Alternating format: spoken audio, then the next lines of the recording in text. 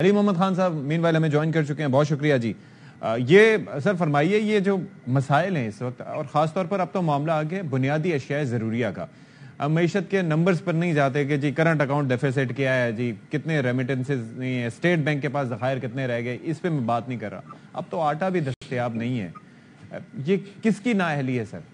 علی محمد خان صاحب بہت شکریہ۔ بسم اللہ الرحمن الرحیم، اللہم صلی وسلم وبارک علی سیدنا محمد۔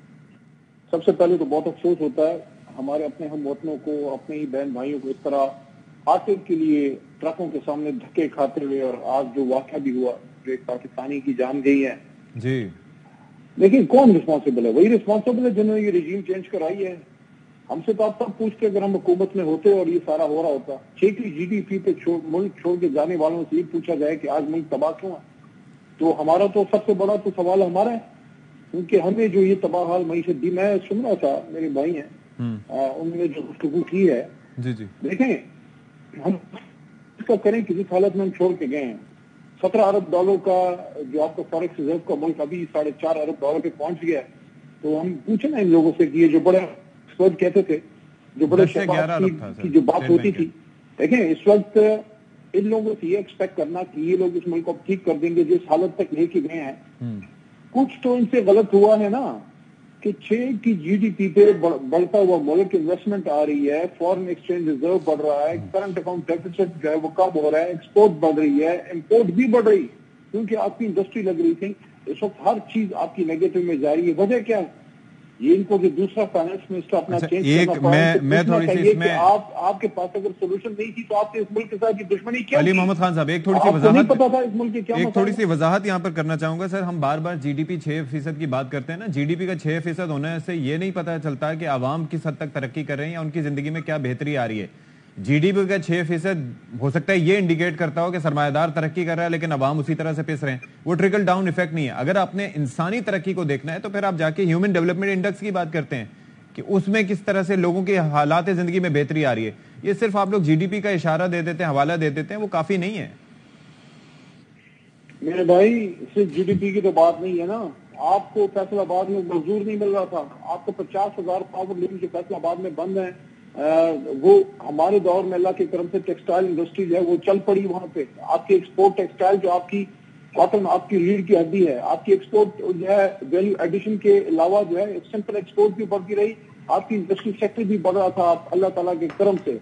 آپ کو جتنا آپ اس سے اندازہ لگا لیں نا، جو آپ کی آٹو موبائل انڈسٹری جتنی ڈیولپ ہوئی، اس کے ساتھ ساتھ جو کسان، جو ہمارا بیسیکلی ایگریکلچر ملک ہے، کسان کو جو فائدہ ہوا، جو آپ کی ایگریکلچر گروتھ جو ہے وہ پہلی بار بڑھ رہی تھی، یہ سارے اشارے ہی ہے نا جی۔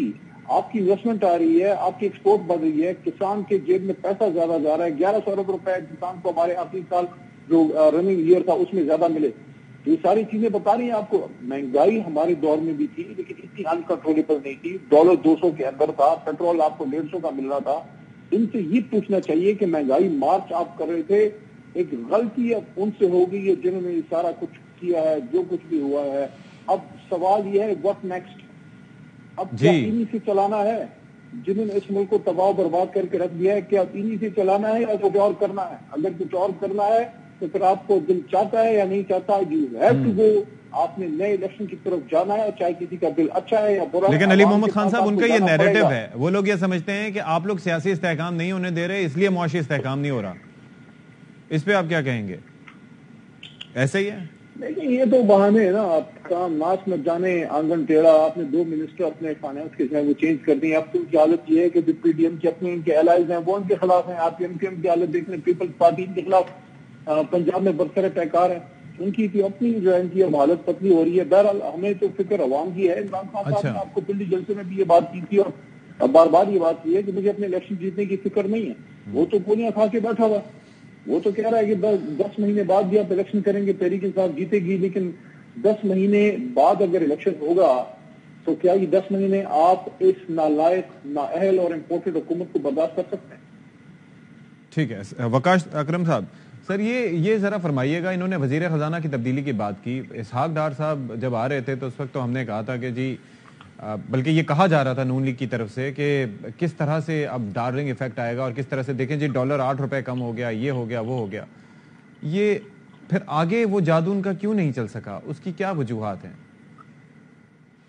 دیکھیں سمپل وجہ ہے کہ وہ اس وقت مفتاح کو جو ہے وہ ڈیفیم بھی اسی واسطے کیا گیا تھا کہ اسحاق ڈار صاحب کے اسموتھ واپسی کا ایک راستہ بنایا جا سکے، اور اس کو کافی سارا پھر میڈیا میں بھی ہائپ کریٹ کی گئی، ڈار صاحب آ بھی گئے، کیسز بھی ختم ہو گئے، مگر آبویسلی چیزیں جس نہج پہ پہنچ چکی تھیں وہ اسحاق ڈار کے لیے پاسبل ہی نہیں تھا فرام ڈے ون کہ ان چیزوں کو جو ہے وہ ٹھیک کر سکیں۔ اچھا، انہوں نے کوشش بھی کی ہوگی اور کاسمیٹکس بھی ہیں بہت سارے، مگر چیزیں اب صرف ایک وزیر خزانہ کے ہاتھ میں نہیں ہے۔ اب جس وقت آپ کا ملک جو ہے وہ بالکل بیٹھ گیا ہو اور آپ کے لیکن قائرہ صاحب نے اگلے دن بیان دیا کہ ہمارے جو ہے وہ خرچے زیادہ ہیں، آمدن تھوڑی ہے، ایسا ہی ہے۔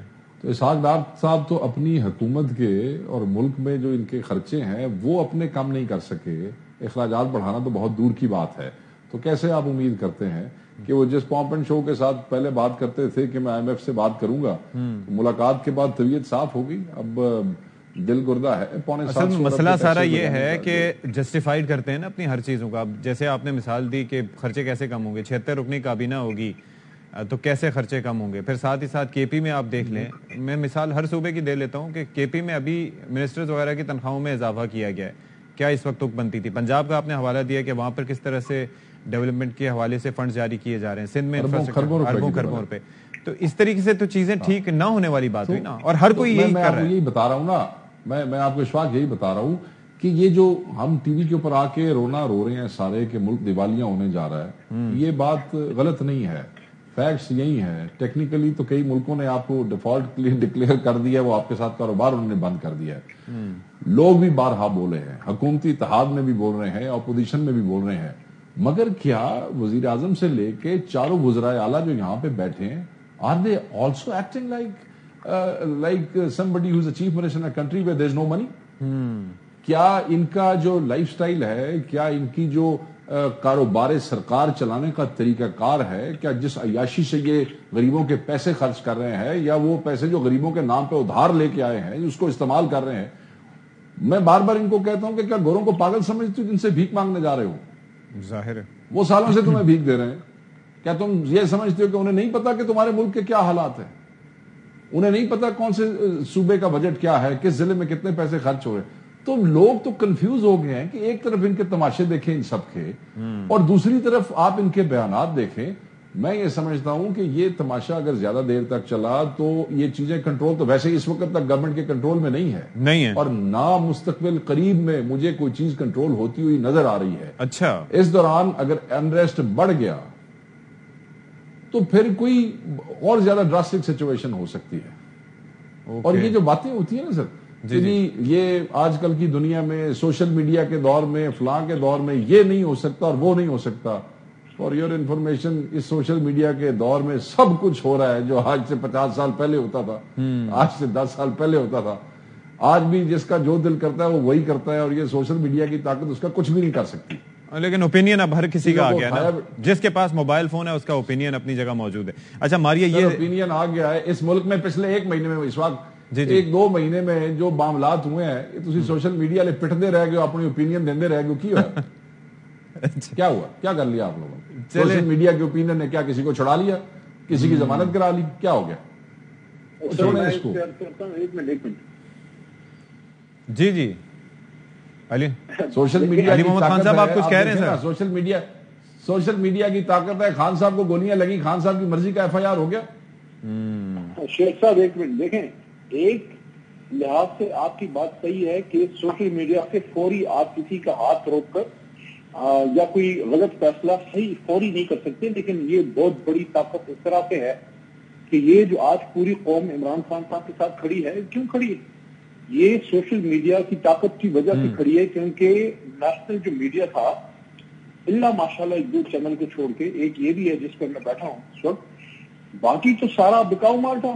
یعنی اگر آپ ایک آدمی کی بات نشر نہیں کر رہے، دیکھیں یہ بات میں سخت کر رہا ہوں، لیکن اگر آپ ایک آدمی کی بات نشر نہیں کر رہے جو ملک کا سابق وزیر اعظم ہے، ایک سابق وزیر اعظم کی بات نہیں چل رہی کیونکہ وہ کسی طاقتور شخصیت یا کسی ادارے کے خلاف یا کسی ایک وزیر اعظم یا جس کے خلاف ہی بات کر رہا ہے۔ اگر اس ملک میں جمہوریت ہے، اگر اس ملک میں آئین ہے، اور اگر اس ملک میں آزادی اظہار رائے ہے، कैसे आप एक एक्स प्राइम मिनिस्टर को ब्लैक आउट कर सकते हैं? ये सोशल मीडिया था जिसने वो बात आवाम तक पहुंचाई। मैं मारिया से भी इसका जवाब दूंगा, इसके मेरिट्स और डिमेरिट्स पे हम बात करेंगे।